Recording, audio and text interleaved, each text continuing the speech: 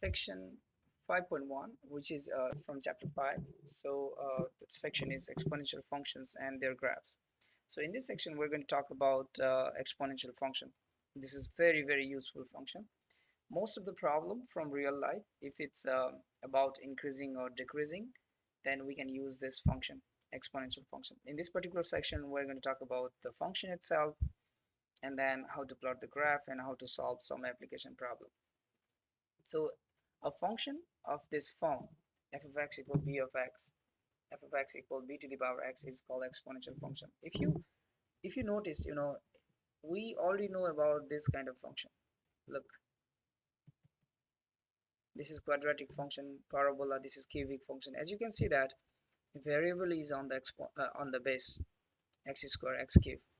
But this particular function, let's say h of x equal 2 to the power x. The difference is the variable comes on the exponent. That's why it's called exponential function. And then this base, this number here is 2. This base could be any positive number, but not equal to 1. Because if it's 1, then 1 to the power something is 1. That's a constant function. So any function of this form, some number, positive number to the power x, is called exponential function. So basically there are two different kind of graph for the exponential function, and that comes from the base. If base is positive, greater than 1, then this is the graph you are going to get for the exponential function. So whenever base is greater than 1, this is the type of function you are going to get. And whenever base is less than 1, but make sure that it should be greater than 0, this is the graph you are going to get. So some of the some of the information you can gather from these graphs are, so when x approaches to infinity, this graph is going rapidly up and up and up. So when x approaches to infinity, the graph goes to infinity. When x approaches to negative infinity, when x is going to the left side, the graph is going towards 0. So but this graph, both of them would not intersect this line x-axis, which is y equal to 0. That's why y equal to 0 is a horizontal asymptote for both of them. So for any exponential function b to the power x, y equal to 0 is horizontal asymptote.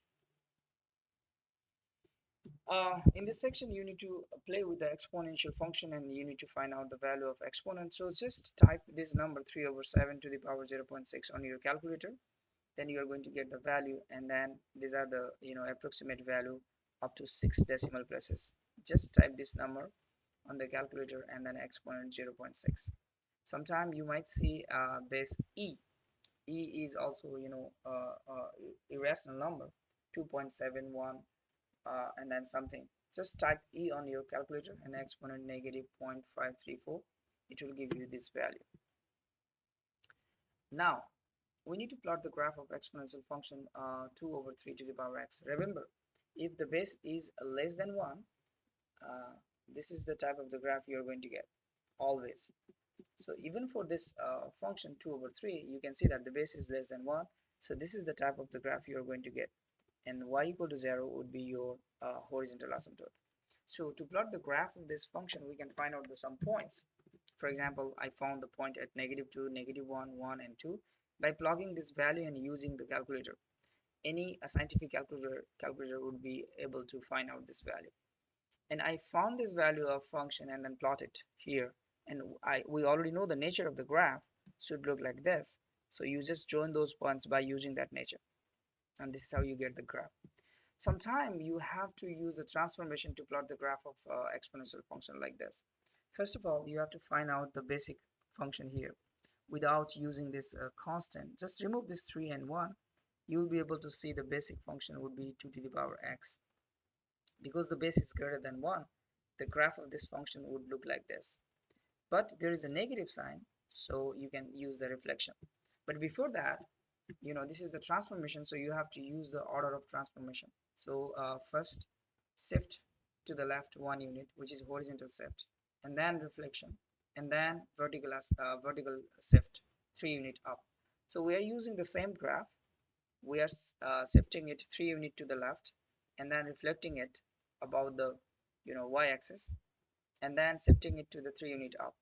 So the step-by-step work is This is your basic function, and then this is the horizontal shift to the left 1 unit, and this is your reflection about the x-axis. Sorry, it's x-axis, reflection about the x-axis, and then finally it's a vertical shift. Okay, so if this is your graph, let's say 0 1, you can use more than 1 point, but I'm just taking the 1 point here for the reference. And make sure that when you shift vertically, this horizontal asymptote also shift vertically, so you have to play with this horizontal asymptote as well. So the first one is shift left 1 unit, so this point 0 1 becomes left 1 unit, so you are just playing with the x coordinate, so that point goes to the negative 1 1, and your graph would be look like this. This point is negative 1 comma 1. This point shift to the 1 unit to the left, and after that reflection about the x-axis, so the same graph, but you see the reflection about the x-axis, so this point becomes negative 1 negative 1, and then after that you have to shift this graph 3 unit up, so this negative 1 becomes positive 2, so this graph comes here finally like this point negative 1, because you are shifting the y coordinate 3 unit up, it becomes positive 2. So this would be the graph. And when you shift the graph vertically 3 unit up, you also have to shift this horizontal asymptote y equal to 0 3 unit up, so that becomes y equal to 3. So this would be your final graph. So if you want to find out the exact point, some points like here I'm choosing negative 1 comma 2, but you can also choose other points as well to see the exact graph. Sometimes we have to solve exponential equation, and it's very helpful if you make the exponential form with the same base both sides. If you have the exponential form b to the power u on the left side and b to the power v on the right side, because of their same base, you can equate the exponent. So u should be equal to the v. For example, let's say there is a 2 to the power x equal 8. To solve this equation, you try to express both sides with the same base, 2 to the power x, and on the right side I can write this 8 as a 2 to the power 3. By doing that, because we have the same base, we can equate the exponent, and that gives us the answer x equal to 3. One more example, let's say you have 8 equals 16 to the power negative x, so you try to make both these number with the same base. So 8 can be written as 2 to the power 3, 16 can be written as 2 to the power 4, and there is a power negative x. So exponent to the power exponent is the multiplication, so here you can write it down as a 2 to the power negative 4x, because they have the same base, so you can just equate 3 equal negative 4x, and now you can solve for x by dividing both sides by negative 4, and that will give us x equal negative 3 over 4. Okay, we can model real life problem using the exponential function. One of the example is, let's say this example here.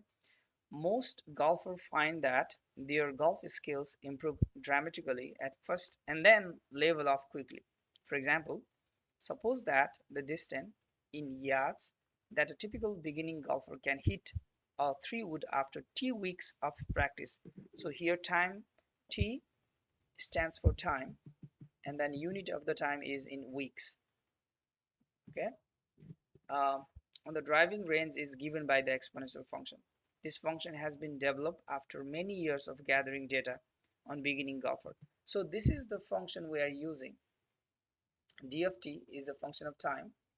uh, Driving range that represents the driving range depends on the time t is 225 minus 100 e to the power negative 0.70. So here you can see there is an exponential function. So this is the example of exponential function.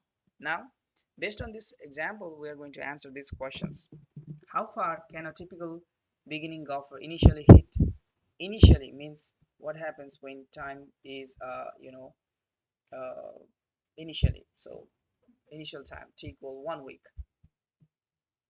uh, in a 3-wood. How far can a typical beginning golfer hit in a 3-wood after 1 week of practice?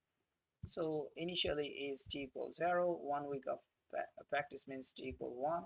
So initially means when time is 0, uh, we can find out the value of d, and 1 week when time is 1 week, and then 5 weeks means when time equal 5, and then 9 means when time equal 9. We have to answer our we have to round our answer to the nearest 100. To answer this question, we have to use that dt function, the exponential function we have given here, which is 225 minus 100 e to the power negative 0.7 times t. You just replace t equal 0 for the initial, and then t equal 1 after 1 week, t equal 5 after 5 week, and t equal 9 after 9 week, and you can use your calculator for finding this answer. So when you put a t equal 0, that is the initial, this is the answer you are going to get. When t equal to 1, just put t equal to 1 and use your calculator, that is the answer you are going to get. T equal 5, just plug t equal 5 there and use your calculator. T equal 9, just put t equal 9 here and use your calculator. So this is just one example of exponential function. You might see different problems where they use exponential function. Use the function you have given, and then use the the variable information to answer the question. Okay.